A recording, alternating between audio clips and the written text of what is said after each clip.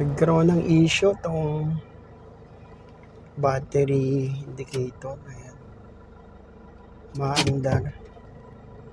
Tuloy-tuloy yung ilaw niya. Ayan. Ngayon ko lang to na-experience. Ayan. Naka-handbrake. Maalisin ko yung handbrake. Mawawala yung ilaw niya. Pero yung sa battery, ayan, yung sign ng minus saka plus. Ayan. Kanina pa yan, mula 8:30 I think hanggang ngayon. So magto 12 na. Nakaikot na ako ng Parañaque. Ngayon nandito ako sa Taguig Heritage Park. At naka-park lang ako dito. So di ko alam anong ano na ito, pero ayun, no.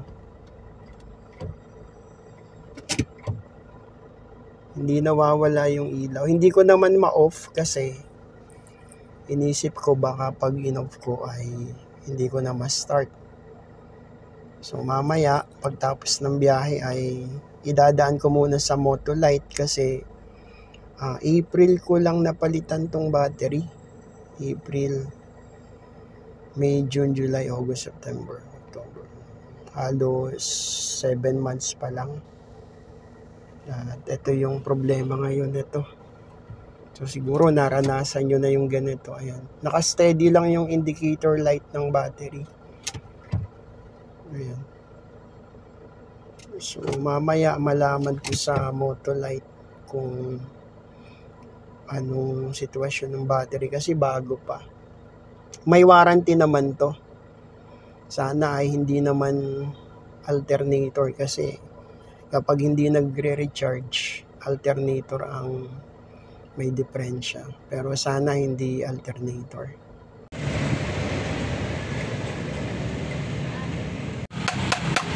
Okay, ito yung isang issue ng Innova ngayon, alternator. Meron tayong magaling na mechanic. Si Kuya. Ano ka pangalan mo, Kuya? Santos na lang po, sir. Santos. Sir Santos. Tapos yung kanyang kasama dito. Ayan. So dito kung mayroon kayong sirang alternator, mababa lang yung price. At nandito sila sa anong street to? Vito Cruz Extension. Ayan, kung galing Makati, papunta ng Osmeña. Tapos malapit dito sa school. Ayan, ito yung kanilang pwesto.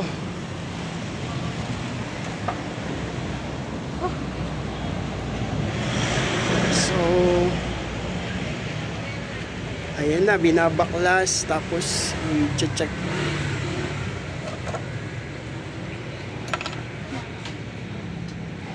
Magandang hapon po. Binablog ko po yung paggawa. Praise God. Ayan. Huli.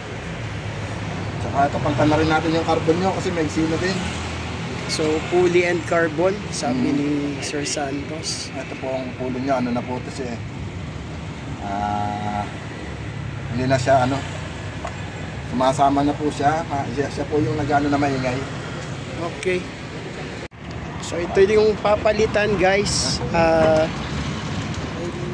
Dalawa. Sir. Ito yung Yung kapalit nito, ito. Tapos consider dun sa dalawa. Ayan. dalawa yan. So ito yung bago. Ayan yung Tapos natin, sir. So ayan yung bagong parts na papalitan. Ito po yung luma. Parang mabilis lang sa kanila kasi talagang focus nila yung ganitong work. Ganun po natin. Oops.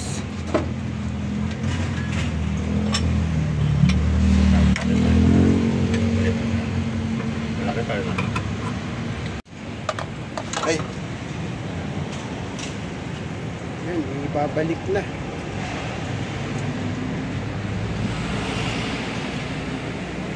Balik na natin. So unang pinalit yung sa ilalim. Bigyan mo naman. Ha? Norte.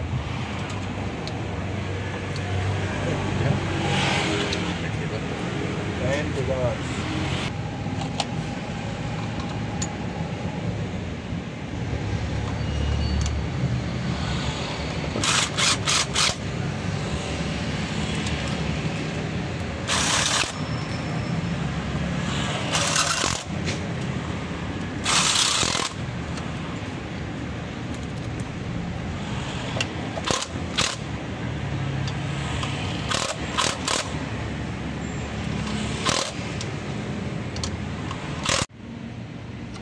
So, ito yung kapalit noon doon.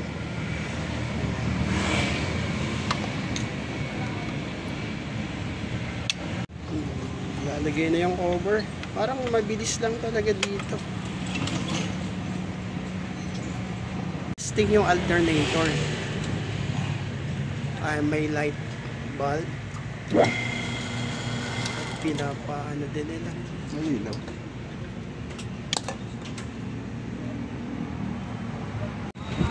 Ayan, so na-repair na. Babalik na.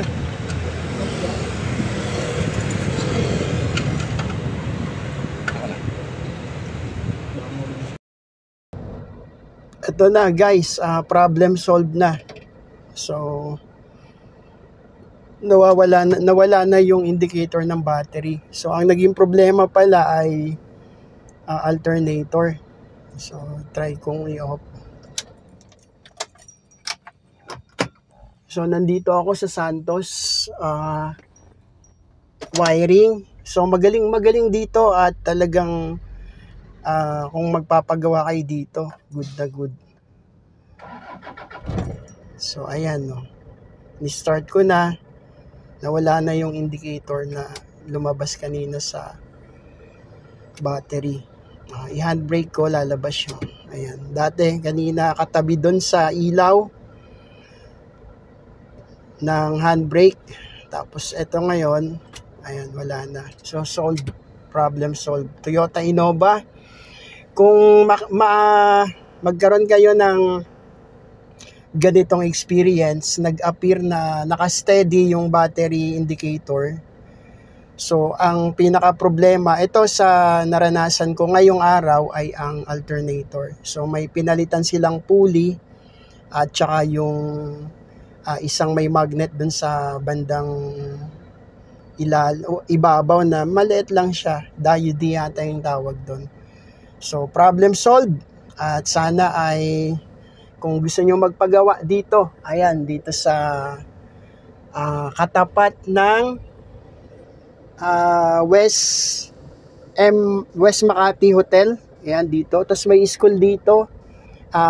Vito Cruz Extension, yung street na to. Ayan, ito yung Santos wiring. So, maraming salamat.